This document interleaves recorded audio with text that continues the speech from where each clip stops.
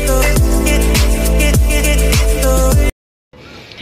mga kasari! Welcome back again sa aking vlog. So my name is Joy Bilardo, isang kasari here in Batangas. Yan. So in this video mga kasari ay i-share ko sa inyo yung ginawa ko last year na pangpaswerte din. Yan. So wala namang mawawala mga kasari kung susundin natin ang ating mga pamahiin, diba mga kasari? So ito po makikita nyo naman. So bago po pala ang lahat, please subscribe and click the notification bell para lagi po kayong updated sa ating mga upload na videos. So, subscribe na mga kasari para ma-reach na natin yung 1,000 subscriber na kailangan ni YouTube. Yan. So, thank you po in advance. Yan. So, mga kasari, makikita nyo naman yung pinaglagyan natin. Tumigas na. Yan. So, huwag kayong magpapawala nito mga kasari bago sumapit ang 2024. Yan. Ito po mga kasari ang pinaka-importante na mayroon tayo sa ating bahay. Yan. So, ito talaga ay pinaniniwalaan ko mga kasari. Talaga namang okay siya. So, makikita nyo mga kasari na meron ako ditong mga parang style palayok. Yan. So, ito po ay yung ginawa ko last year na asin. Naglagay po ako ng asin. Makikita nyo mga kasari, may gabok and then antigas na nung asin yan. So, asin, bigas. Yan. So, time na nila para palitan. Yan, kasi panibagong taon na naman ito mga kasari. And then, itong puno ng coins. Yan. So, talagang kita nyo naman na hindi natin iniibo dahil sobrang gabok niya mga kasari. Ito kasi ay nandoon sa aming altar, nakalagay. Yan. So, ito, wala naman pong problema kung ito rin ang gagamitin natin ngayong taon. Ang kailangan lang po natin gawin ay linisin, hugasan yung pinaglagyan natin. Yan. So, ito, pag inalis ko ay huhugasan ko siya. Yan, kikis-kisin natin para mukhang maging okay at maging bago naman ulit. And then ito, yan. So, makikita nyo mga kasari, oh. Yung asin ay matigas na talaga. So, mga kasari, itong ginamit nating asin ay wag nyong itatapon. Yan. So, ilagay muna natin siya sa isang lalagyan. Yan. Hayaan muna natin siyang isang linggo or 5 days sa atin bago natin itapon yan. So, wag naman natin siya mismo itatapon sa kung saan lang. Itapon natin siya sa mga gilid-gilid ng ating sa labas ng bahay. Yan, mga kasari. Kasi ito mga kasari talaga number 1 na pinaniniwalaan natin mga Pinoy na pangtanggal ng malas at paglayo sa mga bad evil. Yan. So, ayan. Talagang inano ko ng gunting at talagang matigas mga kasari. And then, ito bigas ay hindi rin natin itatapon. Ito po ay pwede pa natin gamitin sa ating pagsasaing. Yan. So, huhugasan naman natin siya mga kasari ng mabuti, diba, bago natin isaing.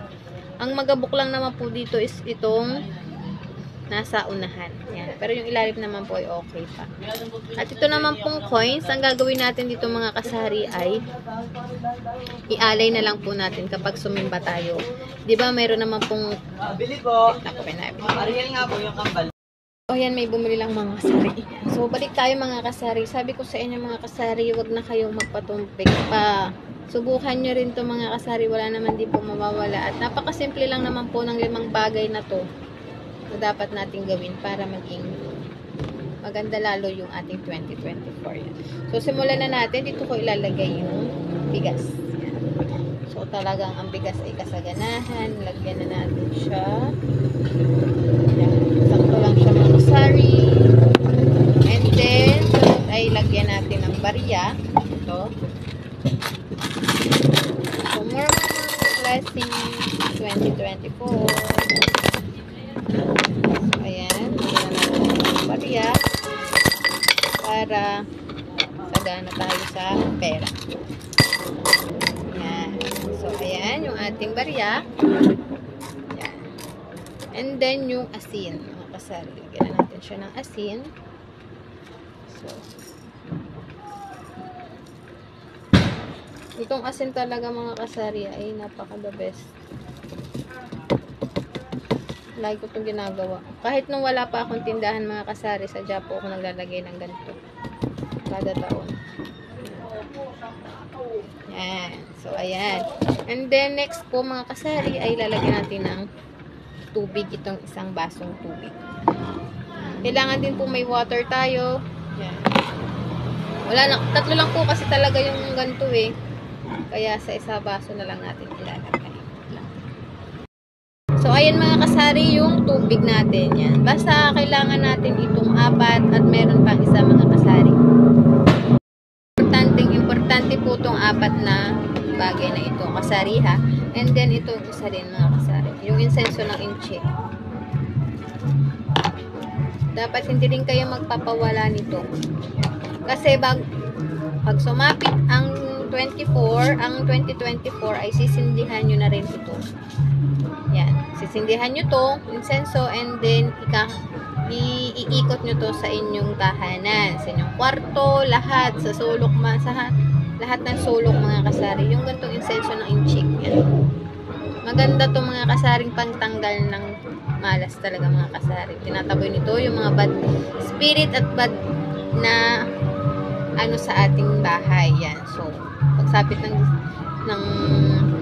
12 midnight or matawag dito yung 12 ay sindihan na natin ito mga kasari at ipaikot na natin sa buong sulok ng ating bahay. Yan.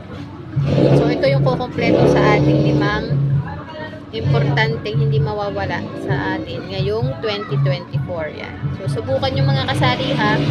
Kasi napakagandang ano nito sa atin.